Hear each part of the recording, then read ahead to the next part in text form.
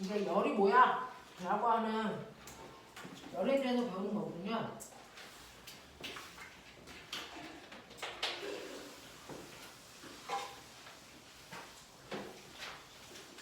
중학교 2학년 내신 이면서 고등학교 내요. 인 거죠. 중학교 2학년 2학기 때 가장 마지막에 8단원이 열이거든요.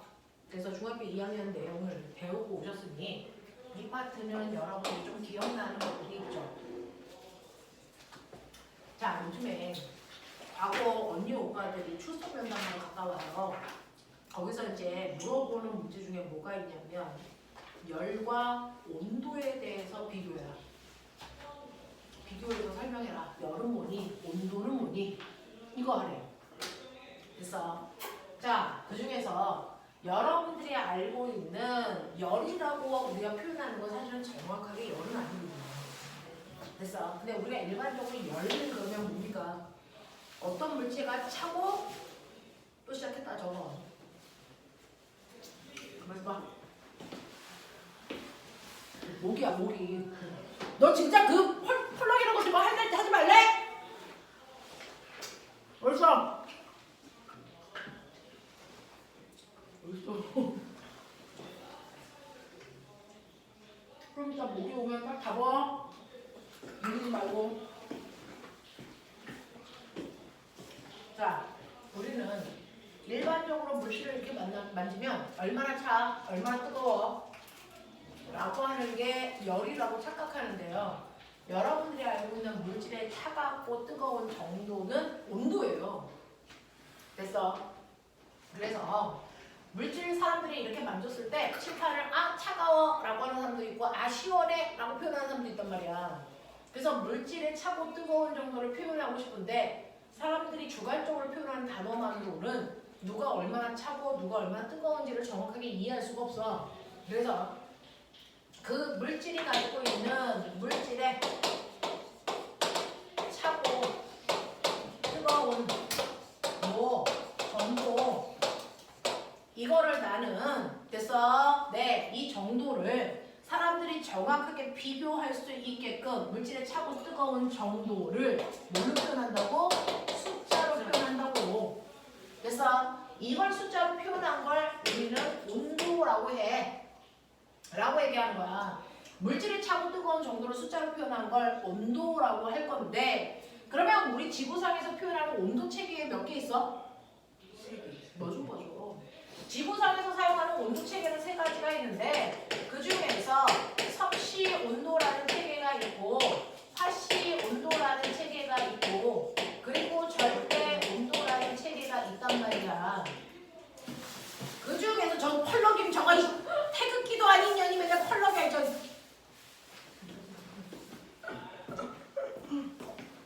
귀여운 것들 이 안에 가둬서 올려주자. 자, 이렇게 차고 뜨거운 정도를 우리가 숫자로 표현하는 걸 온도라고 하는데 온도라고 할 때 우리 섭씨 온도는 말로 쓰지 않고요. 스몰 K 이렇게 쓰면 섭씨 온도를 나타내는 기호고 단위는 도시야. 화씨 온도는 F라고 쓰고요. 단위는 OF 써. 절대 온도는 기호를 라지 T라고 써. 라지 T 달라.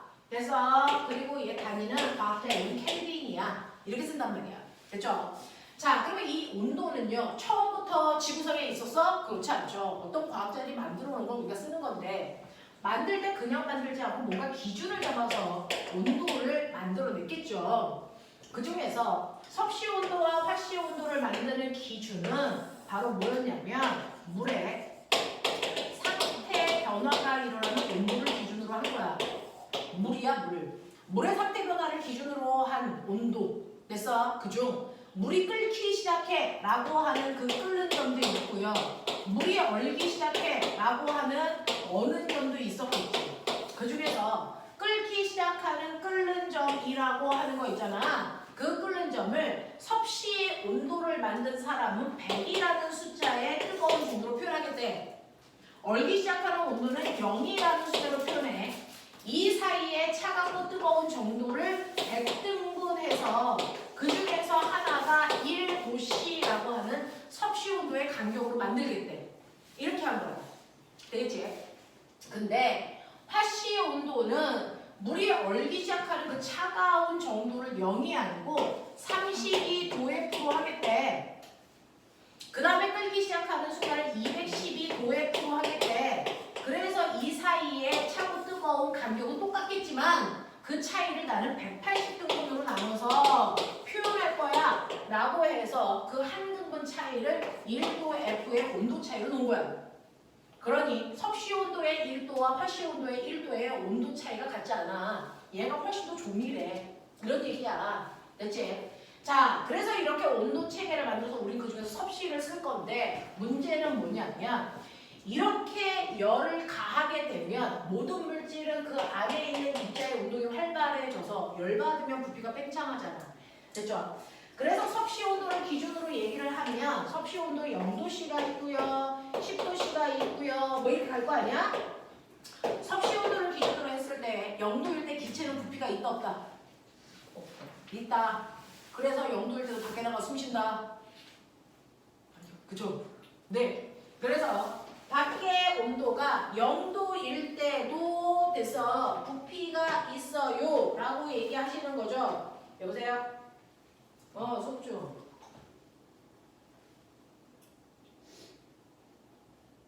그냥 신분증하고 도장이라고 두고 가.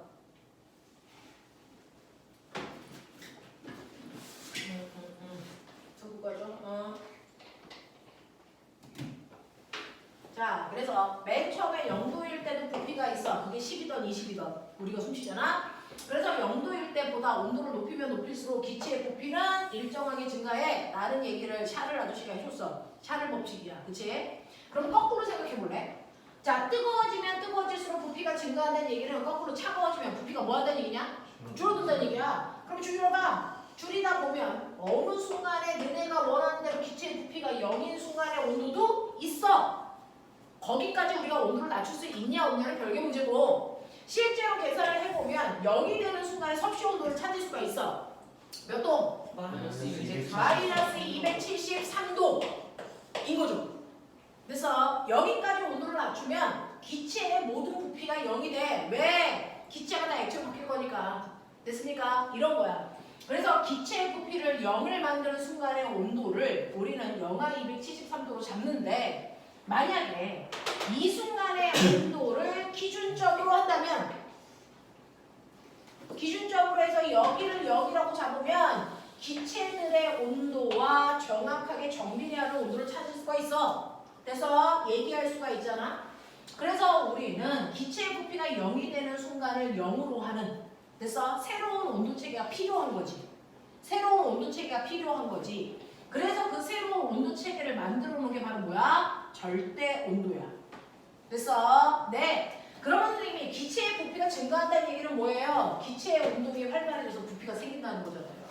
그래서 절대 온도는 뭘 기준으로 한 거냐면 그 공간 안에 있는 기체의 운동 에너지를 기준으로 한 거예요. 기체의 운동 에너지. 그래서 여러분들이 그동안 나하고 아까 배웠던 운동 에너지 2분의 1 mv 제곱은 어떤 덩어리를 가지고 있는 고체 물질의 운동 에너지 이렇게 구해 라고 하는 고체 물질의 운동 에너지를 구하는 방법은 이렇게 했어. 근데 나중에 더 위로 올라가 보면 흐르는 물, 액체 물질의 운동 에너지를 구할 수 있거든.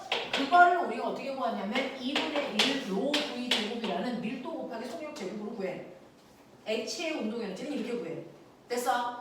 그런가 하면 기체라고 하는 아이의 운동 에너지도 구할 수 있어. 공기의 운동 에너지도 구할 수 있어. 공기도 흐르잖아. 바람 만들잖아. 됐죠? 이 공기의 운동 에너지를 어떻게 구하냐면 2분의 3 kT로 구해. 라고 하는 이 T가 절대 온도거든. 그래서 운동 에너지가 기체의 운동 에너지에 비례하는 온도가 바로 절대 온도야. 원래 그렇게 만든 거야. 알겠어? 네. 그래서 어떤 기체가 10켈빈일 때보다 20켈빈이 됐어. 라고 한다면 0도일 때보다 10켈빈일 때 갖는 운동 에너지보다 그래서 20켈빈일 때 갖는 운동 에너지가 몇 배 크다는 얘기야? 2배 크다는 얘기야 라는 얘기를 할 수가 있는 거야. 정확하게.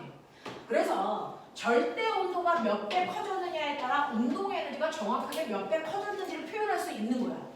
알겠습니까? 절대 온도 자체가 기체가 갖는 운동 에너지의 크기를 기준으로 만든 온도라서 그래요. 됐죠? 네. 그래서 앞으로 물리에서는 에너지의 개념들이 중요하기 때문에 물의 상태 변화를 기준으로 한 이 온도 안 써요. 물리화학 다 안 씁니다. 고등부에 올라오면 고등학교에서 쓰는 온도는 무조건 다 절대 온도 써요. 알겠어? 그 절대 온도라는 건 기체의 운동의 에너지를 기준으로 만든 거고 기체의 운동이 멈추는 순간의 온도가 바로 0켈빈이라는 온도예요. 라고 해서 쟤를 절대 0도라고 표현합니다. 그래서 섭씨 온도와 섭씨 온도와 화씨 온도는요.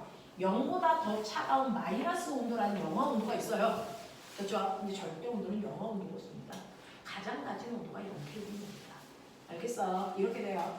기체의 운동 에너지를 기준으로 만든 온도가 바로 절대 온도고 그래서 절대 온도와 운동 에너지는 비례관계를 가지고 있다. 이런 얘기인데 그렇다면 우리는 앞으로 다 절대 온도로 바꿔야만 물리를 할 수 있다는 얘기예요? 네, 그렇다는 얘기예요. 화학도.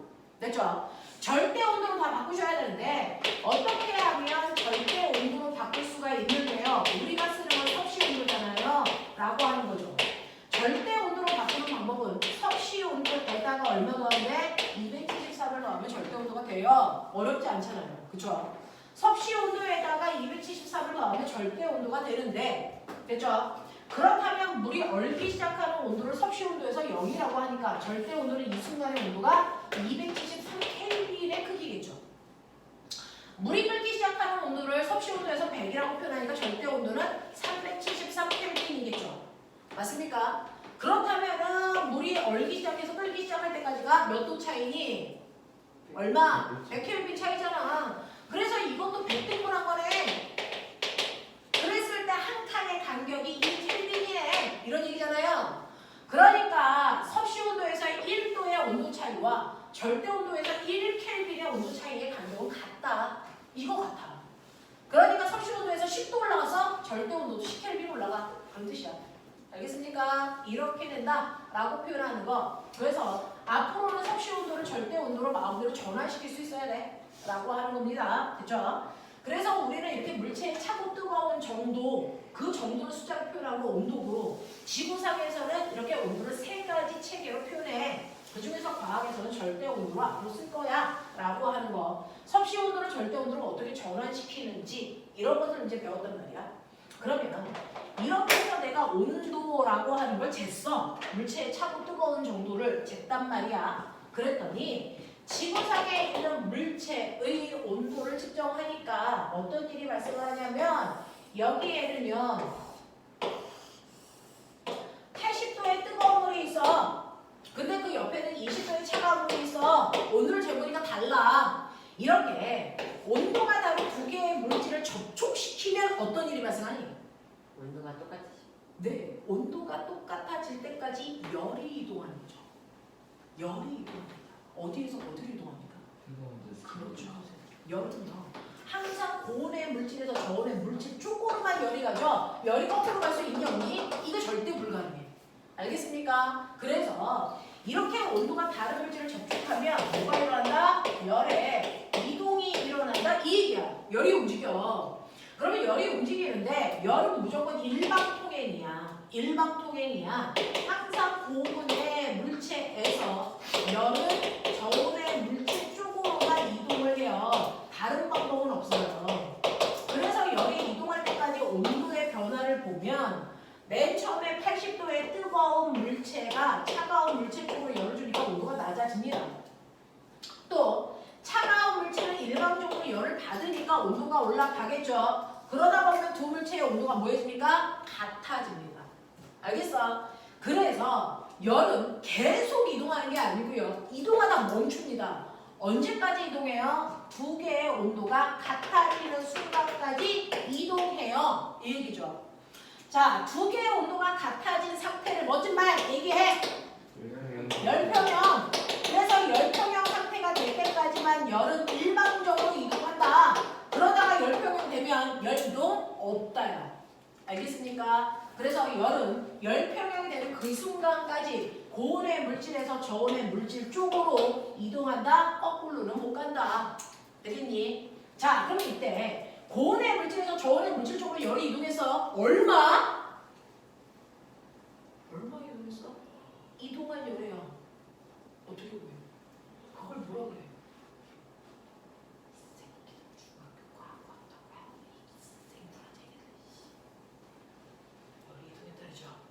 고온의 물질에서 저온의 물질 쪽으로 이동한 열의 양을 뭐라고 할까요? 뒤진다. 그게 열량이었잖아! 이걸 다른 말로 뭐라 그러니?